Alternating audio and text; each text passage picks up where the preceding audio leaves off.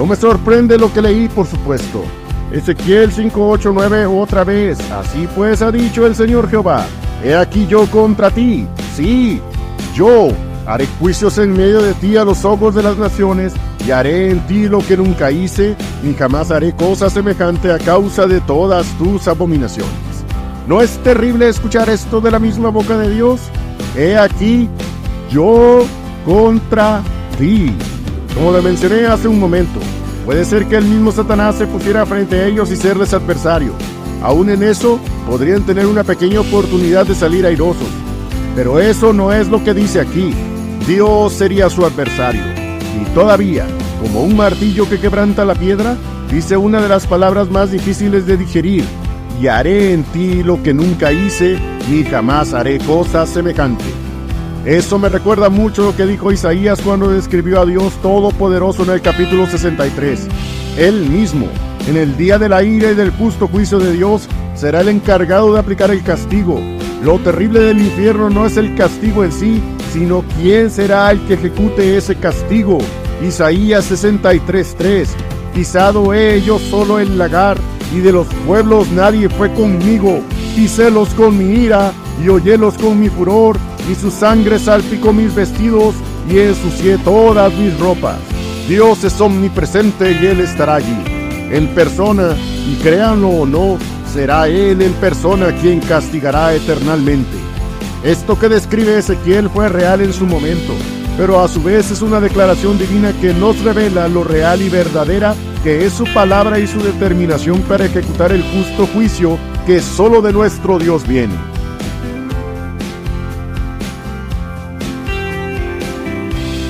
Sin perdón ni misericordia de Dios.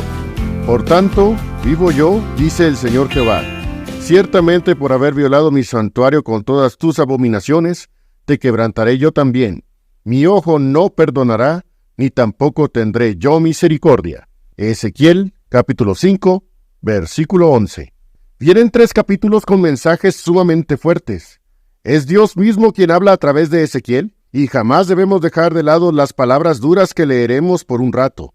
Son 3 capítulos que narran lo que sucedería a Jerusalén en la tercera invasión de Nabucodonosor.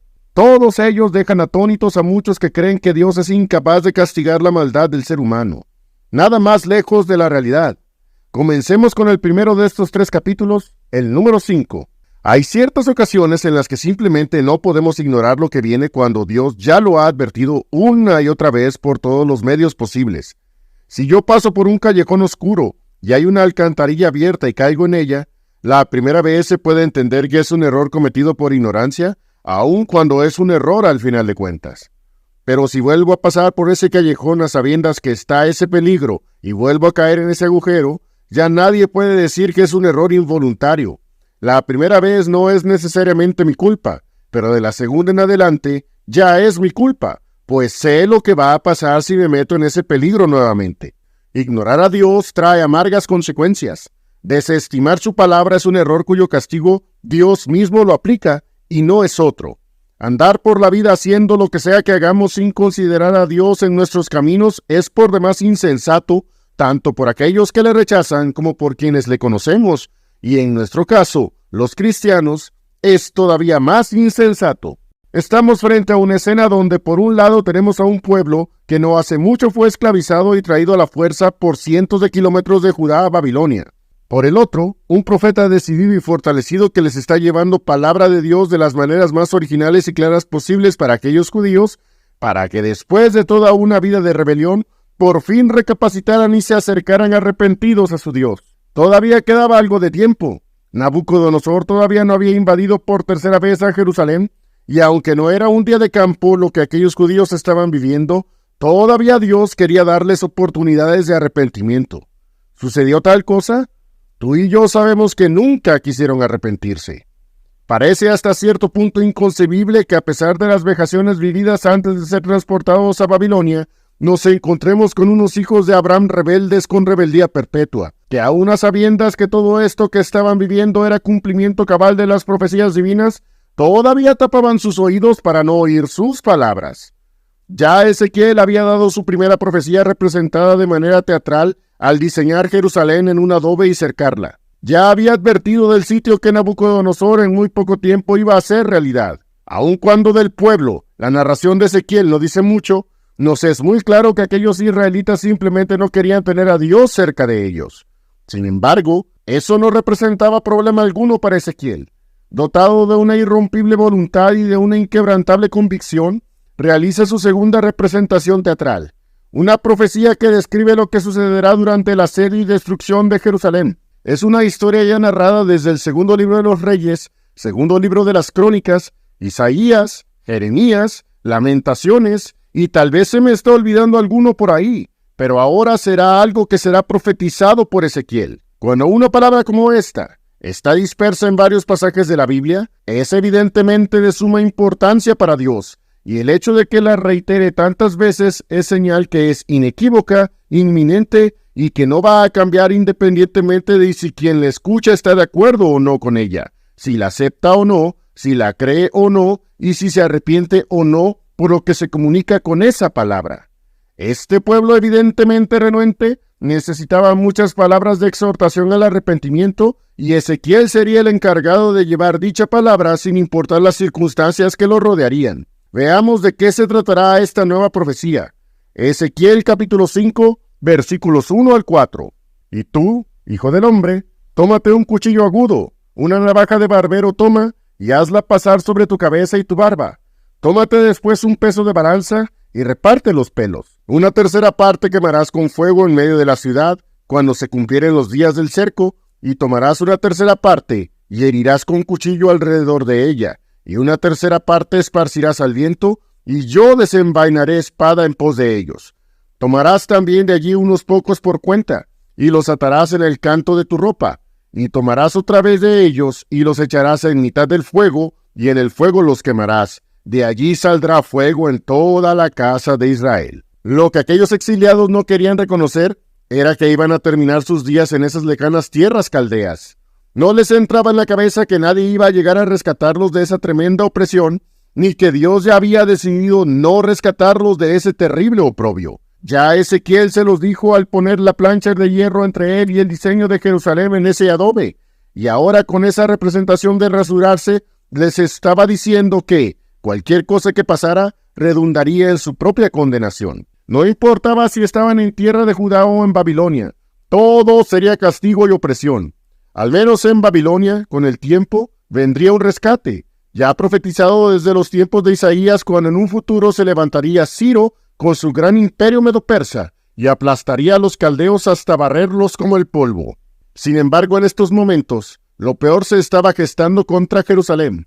Veamos lo que el profeta estaba anunciando de forma inminente y contundente. Una tercera parte quemarás con fuego en medio de la ciudad cuando se cumplieren los días del cerco. No era una figura que representaba alguna otra cosa. No es una parábola que con representaciones conocidas se enseñan algo más pesado y terrible. No es exactamente como el trigo y la cizaña o las semillas que caen en la buena o la mala tierra. No es así esta profecía. Una tercera parte de esos cabellos representaban judíos que serían quemados en medio de la ciudad. ¡Oh, qué terrible profecía! ¿No nos enseña Dios algo aquí? Rechazaron durante toda su vida a Dios y desdeñaban con burla su palabra. Llegaron a decir con sarcasmo infinito: ¿dónde está la palabra de Jehová? Venga ahora. No se detenían ante las palabras de los profetas. Fuera Isaías, luego Sofonías, después Jeremías y ahora Ezequiel. Su pensar fue siempre ser renuentes a Dios y burladores de sus palabras y sus profetas. Nunca quisieron cesar de pecar. Pero ahora, la situación de sus judíos exiliados parece peor.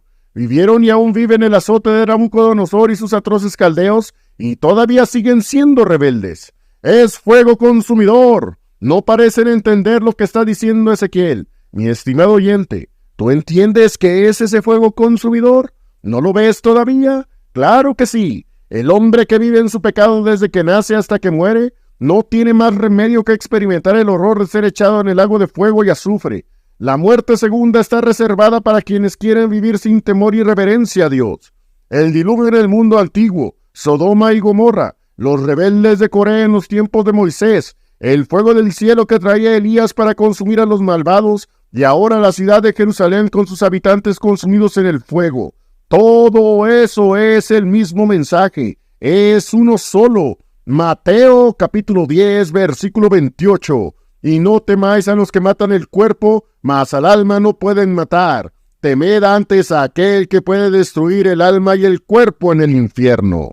Es real la condenación eterna y desde hace tiempo Dios ha dado este mensaje. Lo que es muy terrible en esta situación, hablando de la profecía de Ezequiel, es que nadie iba a escapar del castigo del Señor. Si alguno no iba a ser consumido por el fuego, ya Dios reveló que otra parte de ese pueblo, la que escapó, solo Dios sabe cómo, iba también a sufrir. Sigamos el pasaje. Y tomarás una tercera parte y herirás con cuchillo alrededor de ella. Imaginen a Ezequiel haciendo esto. Una parte de los cabellos al fuego y otra destazándolos con un cuchillo. Contemplen a los espectadores atónitos sin dar crédito de lo que están viendo. Una vez que la mano de Dios cae sobre el condenado, ¡oh, qué terrible será eso! Nadie escapará de su implacable castigo. Quienes lograron huir de la ciudad estaban siendo acechados por Nabuzaradán, el capitán del ejército caldeo, el incondicional esbirro de Nabucodonosor. Sus soldados tenían la espada desenvainada para usarla en las cabezas de cualquier fugitivo, y cuando esta invasión sucedió, dichos soldados fueron eficaces. El mismo rey Sedequías fue capturado creyendo que podía escapar del juicio de Dios. ¡Qué absurda ilusión fue esa! Lo mismo es ahora. Muchos viven creyendo que Dios no existe, y llegará ese día donde estarán frente al trono blanco del Rey de Reyes, y estarán sus ángeles dispuestos a cumplir la orden ineludible, maldito, al fuego eterno, preparado para el diablo y para sus ángeles. Vean pues que de aquellos judíos ninguno escapaba. Dios lo reveló a sus profetas, y uno de ellos, Ezequiel, no detuvo estas palabras. Simplemente soltó sin titubeo alguno el arsenal que Dios tenía preparado para aquel pueblo rebelde. Y si fue tremendo que al escapar del fuego caían bajo el filo de la espada de los caldeos, lo peor era para aquellos que por alguna muy extraña circunstancia lograban escapar de todo eso. ¡Oh, qué tremendo! Hay quienes creen que por no ser castigados en esta vida, ya la libraron. Hemos sabido de casos de hombres y mujeres cuyos delitos quedan impunes. Llegan a ser viejos y con creces sus familias crecen en opulencia. Son sanos sin ninguna enfermedad los atormenta. Tienen a su favor las mismas leyes y viven libres como el viento sin saber cesar de pecar. Para ellos, Dios también tiene profecía. En aquellos días, quien lograba escapar del fuego y de la espada, se enfrentó al más temible enemigo que alguien pudiera tener. Satanás mismo, de algún modo, aunque es sumamente complicado, puede ser derrotado. Pero este formidable varón no le es conocido un némesis o un valiente que le haga dudar. ¿Quién es aquel a quien enfrentarían aquellos que lograran escapar del fuego y de la espada? Y una tercera parte esparcirás al viento, y yo desenvainaré espada en pos de ellos. Dios mismo se presenta, y Él mismo peleará contra estos. Él mismo lo dice, yo desenvainaré la espada en pos de ellos. Esos que mueren sin recibir castigo en este mundo, y aquellos que viven como si Dios no los estuviera viendo, y estos otros que creen en Él, quien mira desde lo alto, no es capaz de castigar. Todos experimentarán en carne propia, tal como aquellos judíos experimentaron, que así como cumple sus promesas de perdón y salvación, también hace realidad sus palabras de condenación hacia el mundo de malvados. ¿No fueron Sodoma y Gomorra tornadas en cenizas para que supiéramos qué significa vivir sin temor y reverencia a Dios? Y aquí mismo vemos lo que Ezequiel está advirtiendo a su propio pueblo, lo que sucederá si no cambian. Hay unos cuantos que todavía se paró aparte, ¿y esos se salvaron? ¿Creen que Dios tomará al culpable por inocente? Tomarás también de allí unos pocos por cuenta, y los atarás en el canto de tu ropa, y tomarás otra vez de ellos, y los echarás en mitad del fuego, y en el fuego los quemarás, de allí saldrá fuego en toda la casa de Israel. Nadie se salvó, nadie. A todo esto, ¿por qué está encendido el furor de Dios en cuanto a este tema? Dios es bueno, ¿no es verdad? Pero a la vez sabemos que Dios también tiene una ira que solo se satisface al ejecutar su castigo sobre quien desea vivir en sus pecados. Así es, este pueblo se volvió arrogante por ser más que los demás alrededor, y creen que su maldad sería ignorada por el Santísimo. Ezequiel 5:7 dice, por tanto, así ha dicho Jehová, por haberos multiplicado más que las gentes que están alrededor de vosotros, ¿no habéis andado mis mandamientos, ni habéis guardado mis leyes? Ni aun según las leyes de las gentes que están alrededor de vosotros habéis hecho. No solo ignoraron los estatutos que Dios les entregó en aquel monte Sinaí, Fueron capaces de ignorar las leyes de las mismas gentes de alrededor y hacer lo que se les ocurriera, como se les ocurriera y cuando se les ocurriera. Eran como caballos desbocados que, aun viendo un barranco frente a ellos, en vez de detenerse, le siguen con mucha más fuerza. Tenían todo con su Dios y llegaron a tal punto que no les importó nada lo que Él les tenía que decir. No se acordaron que si crecieron y multiplicaron era por la mano poderosa de nuestro Señor, que no los dejaba hambrear y siempre los quiso prosperar. ¿Y cuál fue la retribución? Un pueblo rebelde con rebeldía perpetua. Ezequiel 5, versículos 8 y 9. Así pues ha dicho el Señor Jehová: He aquí yo contra ti, sí, yo, y haré juicios en medio de ti a los ojos de las naciones, y haré en ti lo que nunca hice, ni jamás haré cosa semejante a causa de todas tus abominaciones. Ellos cambiaron a Dios por las abominaciones, los ídolos de las gentes que, como inútiles piedras pintadas, no tenían ningún poder. Adoptaron los postes de acera, las imágenes de Baal y las endechas a Tamuz, diciendo que todo esto también era de Jehová. ¿Puede una esposa buscar a otro hombre fuera de su marido y esperar que él apruebe semejante aberración? No me sorprende lo que leí, por supuesto.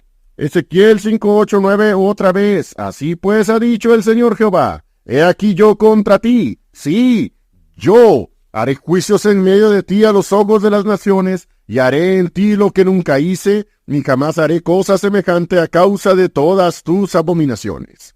¿No es terrible escuchar esto de la misma boca de Dios? He aquí yo contra ti. Como le mencioné hace un momento, puede ser que el mismo Satanás se pusiera frente a ellos y serles adversario. Aún en eso, podrían tener una pequeña oportunidad de salir airosos. Pero eso no es lo que dice aquí. Dios sería su adversario. Y todavía, como un martillo que quebranta la piedra, dice una de las palabras más difíciles de digerir: y haré en ti lo que nunca hice, ni jamás haré cosa semejante. Eso me recuerda mucho lo que dijo Isaías cuando describió a Dios Todopoderoso en el capítulo 63. Él mismo, en el día de la ira y del justo juicio de Dios, será el encargado de aplicar el castigo. Lo terrible del infierno no es el castigo en sí, sino quién será el que ejecute ese castigo. Isaías 63:3. Pisado he yo solo el lagar, y de los pueblos nadie fue conmigo. Pisélos con mi ira, y hollélos con mi furor, y su sangre salpicó mis vestidos, y ensucié todas mis ropas. Dios es omnipresente y Él estará allí, en persona, y créanlo o no, será Él en persona quien castigará eternamente. Esto que describe Ezequiel fue real en su momento, pero a su vez es una declaración divina que nos revela lo real y verdadera que es su palabra y su determinación para ejecutar el justo juicio que solo de nuestro Dios viene. Por mucho tiempo, el que se suponía era su pueblo elegido, sistemáticamente enojaba al Altísimo en la soledad. Consistentemente provocaban su ira con sus distintas abominaciones y constantes idolatrías. Llegó ese terrible momento. Llegó el tiempo en el que Dios levantó un tremendo juramento. De su boca salió un vivo yo, para darnos incluso a nosotros que conocemos a la distancia esta historia, un poderosísimo mensaje para que entendamos quién es Él. Ezequiel 5:11. Por tanto, vivo yo, dice el Señor Jehová, ciertamente por haber violado mi santuario con todas tus abominaciones, te quebrantaré yo también. Mi ojo no perdonará, ni tampoco tendré yo misericordia. Déjenme por favor guardar un silencio, como un Selah en los Salmos. Lo leo y me quedo estupefacto y perplejo ante semejantes palabras. Conocemos que Dios es lento para la ira, grande en misericordia y que es amplio en perdonar, ¿no es cierto?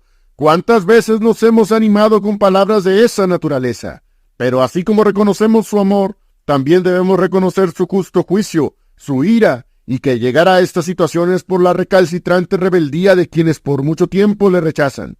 ¿Qué es lo que les queda? Lo leímos hace un momento. Mi ojo no perdonará, ni tampoco tendré yo misericordia. ¿Quién ha escuchado esto de Dios? También es su palabra, también es una realidad. También es cierto que como ama al mundo, aborrece al pecador. Ambas cosas son verdad. No me voy a restringir en decir tales palabras, pues es verdad que quien quiere vivir sin Dios, no queda para esa persona otra cosa más que una esperanza de hervor de fuego que ha de devorar a los adversarios. ¿No penetran estas palabras en tu corazón, mi estimado? Mi ojo no perdonará, ni tampoco tendré yo misericordia. Debemos entender que muchos de aquellos habitantes en Tel Aviv no quisieron escuchar. Sabemos también que los que quedaron en Jerusalén después de 2 invasiones todavía osaban en dudar de que la condenación de la ciudad y de todo Judá podría no ser. No, mis hermanos, Faraón tuvo el sueño de los 7 años de abundancia y 7 años de hambre 2 veces, una de ellas con vacas gordas y flacas, y otra con espigas hermosas y otras menudas. Fueron 2 veces para que entendieran que era firme de parte de Dios esta palabra. Lo mismo fue para aquellos judíos. Profeta tras profeta y palabra tras palabra fue el mismo mensaje. Dios finalmente abrió las compuertas y como un torrente desató su santa ira sobre aquellos que nunca le quisieron honrar como su Señor. Ezequiel 5, versículos 12 y 13. Una tercera parte de ti morirá de pestilencia y de hambre será consumida en medio de ti, y una tercera parte caerá a cuchillo alrededor de ti, y una tercera parte esparciré a todos los vientos, y tras ellos desenvainaré espada. Y cumpliráse mi furor, y haré que repose en ellos mi enojo, y tomaré satisfacción, y sabrán que yo, Jehová, he hablado en mi celo, cuando habré cumplido en ellos mi enojo. Esta palabra es pesada en demasía, que Dios diga, y cumpliráse mi furor, y haré que repose en ellos mi enojo, y tomaré satisfacción, y sabrán que yo soy Jehová que he hablado en mi celo, cuando habré cumplido en ellos mi enojo.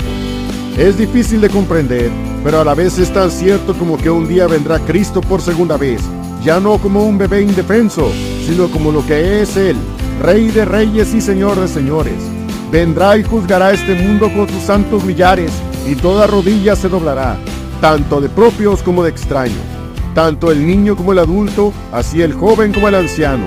Todos, incluso el mismo Satanás, confesarán que Jesucristo es el Señor, a la gloria de Dios Padre. No es necesario llegar a tanto.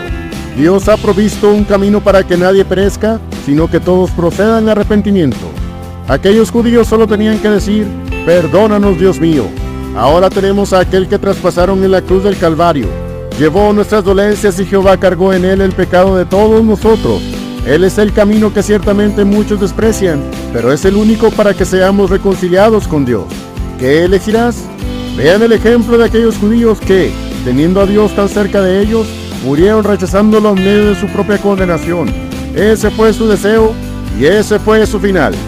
Dios quiera que tu vida o haya llegado ya, o llegue su gracia, su regalo de amor inmerecido para que esa sangre derramada cubra la multitud de tus pecados. Hasta aquí dejo esta reflexión. Y como siempre me gusta decir, que Dios siempre te bendiga. Amén.